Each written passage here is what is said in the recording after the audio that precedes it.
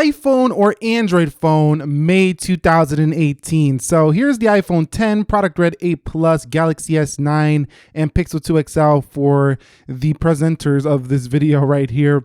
But basically I want to talk about is which is the better experience, which is the better phone like to go with, an iPhone or an Android phone, May 2018. Now all these phones are my own, purchased with my own money. None of these companies sent any of these phones, so I'm giving you my real thoughts here, my real experience.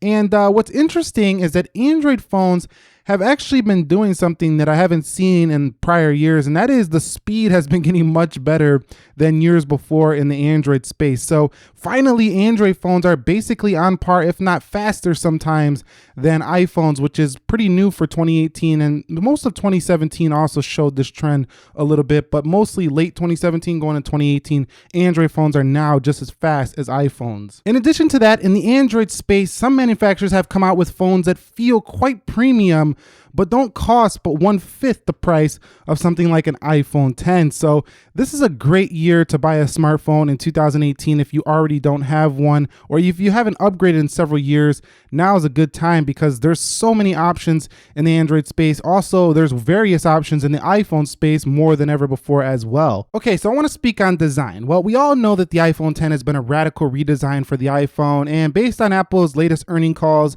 the hottest selling iPhone every week in the March quarter, I think we're going to see more of this design from Apple. Now, the iPhone 8 Plus trailing behind that iPhone 10 in design definitely kept its, old design from the iPhone 6 series from years ago, and that doesn't seem to be bothering people too much, as many people, millions, are still buying the 8 and 8 Plus series. So, with that being said, Android definitely has caught up, I think, when it comes to design. Specifically, Samsung and Huawei devices are really killing it with their designs, and even some Chinese manufacturers like Xiaomi are doing some pretty nice designs these days. But the Pixel 2 XL, the pure Android experience, has a polarizing design, meaning that it's something that's very different from the norm, and a lot of people didn't like it. They call it ugly. Some people like the Panda. Personally, I really like the Pixel 2 XL's design because they didn't really copy anybody's design on the market. They kind of did their own thing, and I really applaud when a manufacturer does that. That doesn't mean I think it's the sexiest phone you can buy, but I do give them credit for not following the pack. However, when it comes to design, this has been Apple's strong suit for a long time, and I think if you're buying a phone in May 2018, the iPhone has the more consistent design language, meaning that if you go into an Apple store, most iPhones look very similar, sans the iPhone 10, but that's going to change this year when Apple comes out with more iPhone 10 style designed phones later in September.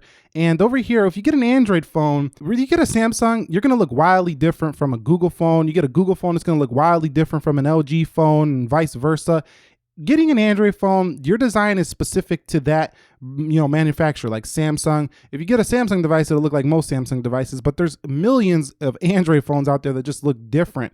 If you want a more cohesive, consistent experience, the design language on the iPhone is the way to go. So right here, I would call it a tie. It really comes down to personal preference, but for consistency, I give the slight edge to the iPhone. Next, I want to talk about software updates and why they still matter. Now, the iPhone gets so many software updates that it seems like you can never keep up. I didn't even download 11.3.1 for the 10 yet.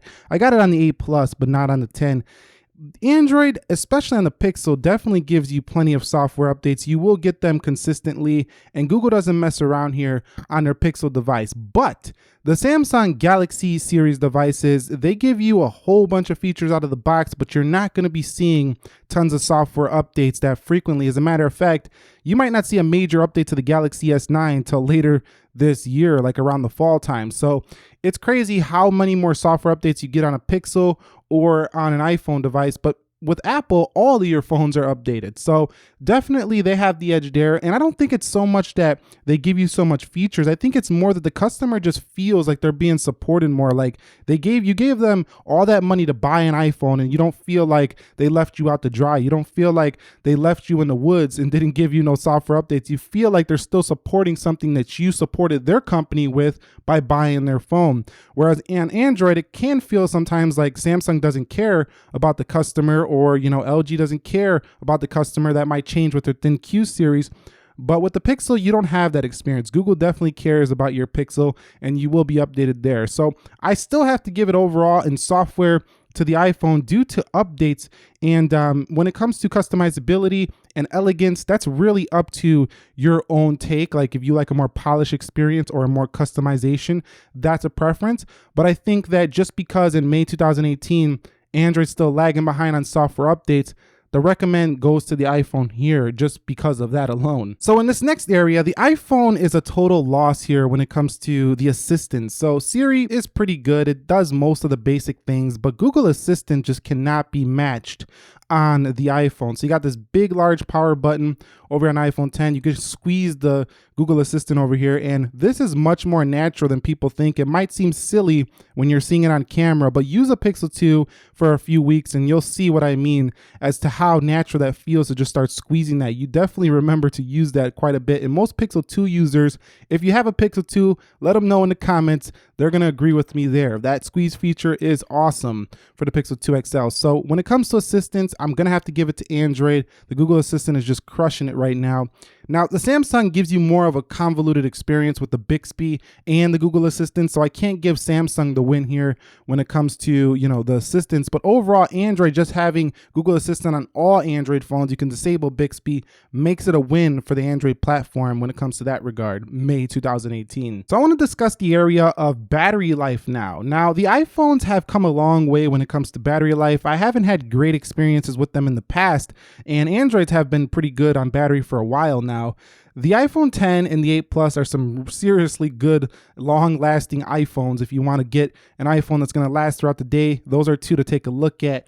But the Pixel 2 XL still lasts longer than both of them, in my experience, as does something like the Samsung Galaxy Note 8. Now, I haven't had such good luck with the S9 Plus, but Pixel 2 XL lasts longer than both of these phones right here when you're actually using the phone. Now, standby time is still amazing on iPhones, but standby time on the Pixel 2 XL is amazing as well. I actually went to bed the other day with 93% on the Pixel 2 XL, woke up and that thing was still on 93%. I never seen that on an Android phone. So if you want the best battery life on an Android phone, you should seriously consider the Pixel series because, Google's doing some stuff in the background to make sure that Pixel battery just lasts and lasts and lasts. And that comes down to the optimization when you do get a pure Android device here. So when it comes purely to battery life, I still have to give the win over here to the Android side, May 2018. Now, I just want to quickly brush over security. Encrypted out of the box, iPhones are some of the hardest phones to break into, to hack. Look at any studies online. Just do a quick Google search. Which phone has better security, iPhone or Android? You're going to see iPhone winning on almost every article that you do come across. Studies have shown that the Android system is just a little bit more vulnerable than the iPhone system. Now, the Pixel 2 XL, with its continuous security updates and patches straight from Google, is probably one of the more secure phones you can buy. So I wouldn't be too worried about using a Pixel 2 XL or a Samsung device with the built-in Knox.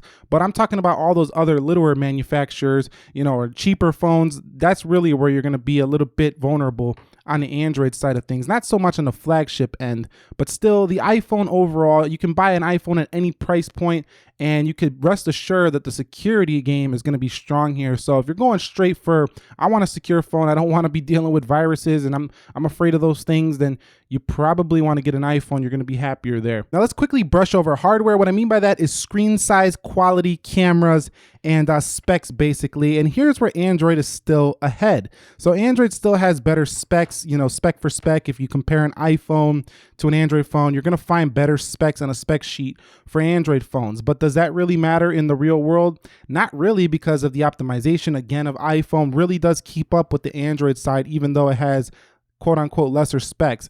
Sans the A11 Bionic. The A11 Bionic chip is better than pretty much any Android phone, but spec for spec, the iPhone 10 is definitely really caught up to Android phones. But an 8 Plus might seem inferior on paper. It's still really not, because the processing power is at MacBook level on the 8 Plus. And overall, I think if you're just looking for pure specs, of course, it's going to be the Android phone. It's going to offer you more features and specs in one package than an iPhone will. Let's quickly talk about resale value. Now, I just got this red iPhone 8 Plus due to the fact that I sold my white one. Now, when I sold my white iPhone 8 Plus, This thing sold in 20 minutes. That's how fast I sold and flipped this iPhone 8 Plus white that I had to get this red one, because I really do like the red color better, and I just basically swapped it out, sold the white one, got the red one. Now, basically, that goes to show you in 20 minutes how, in demand iPhones really are. I mean, these things are hot commodities, even here in 2018, even though many people say the iPhone's getting lame, it's getting old, who cares really about iPhone? A lot of people do say these things. The sales don't really show that. Now, if you go to resell a Galaxy S9 in like 2 years, you're going to lose, like, its value is just going to plummet. Like, already you can get a 64 gig S9 for like $200 cheaper than launch price, and it's only been out 2 months. Now, imagine 1 year later, $300-$400. That's a hard pill to swallow when you are using, you are going to pay about $800 for a Samsung now. And then when you go to sell it, you're only going to get about $300-$400 back. That doesn't feel very good. Whereas when you buy an iPhone a year later, you can get $500-$600 back. You feel like, oh my God, I basically just sold the phone for the same price I bought it for. Well, I can get this new phone for not much more. So resale value, hands down to the iPhone in May 2018. So I want to talk about another category, ease of use. I think that the iPhone is still the easier phone to use. It's still, again, some people find Android easier to use depending if they're used to a certain platform, but I still think iPhone is easier to use than Android once you actually get into it and start using it. It's just a grid of icons. You go into settings, your settings are right there. There's nothing really to do. You just change your icons around, change your wallpaper, you're done. Use your phone. That's iPhone. Over here on the Android, you get into the system, you start using all these features, you're going to get lost in the settings menu on a Samsung device, guaranteed if you're a first-time Samsung user. Over here on the Pixel, things are a little more simple, but still it can get a little bit convoluted if you start downloading launchers, themes, things like that, which any Android phone can run. One easy win for the Android phone is cost of entry. I'm going to go back to this Honor 7X. You can get a premium feeling Android phone for 1/5 the price of an iPhone 10. Also, you can get these other premium Android phones for still way less than an iPhone. So the cost of entry to get into the Android ecosystem and still getting great hardware is much lower than the iPhone, but keep in mind that resale value. So if you've been paying attention to this whole video, it's basically a 4-4 draw with one tie amongst all the areas we talked about. But I have to give the iPhone the win here in May 2018 for one critical aspect, and that is support.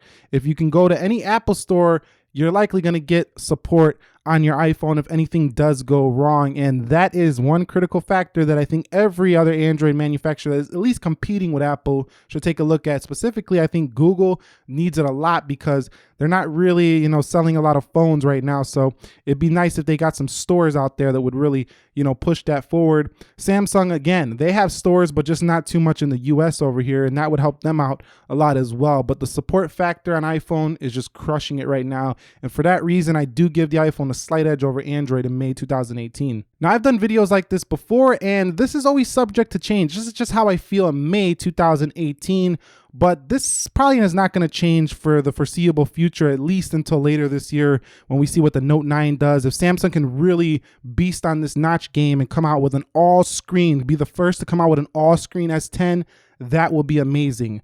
But until then, this is how I feel at this current point. I will give you another update maybe 6 months down the road on the same kind of topic here. And let me know if you guys enjoyed this video. And one bonus mention, iPhone seems to be the leader when it comes to the phone game right now. And here's why. Except for Samsung, who's anti-Apple basically, everybody seems to be copying, Apple's notch, and they think it's cool. Like, oh, OnePlus 6 is going to drop the notch. Let's see how consumers respond to this. LG G7 Thin Q just announced this morning. It's got a notch. P20 Pro has got a notch. So I do love the P20 Pro, but at the same time, Apple comes out with the notch like this kind of, trend-setting notch right here, and all these Android manufacturers follow. So it really shows who is the leader here in the smartphone market if you're looking up to this company to make your own phone. And that lack of innovation, that lack of ambition is very disappointing, considering that, Android phones in the past seemingly were always like pushing the boundaries when it comes to specs,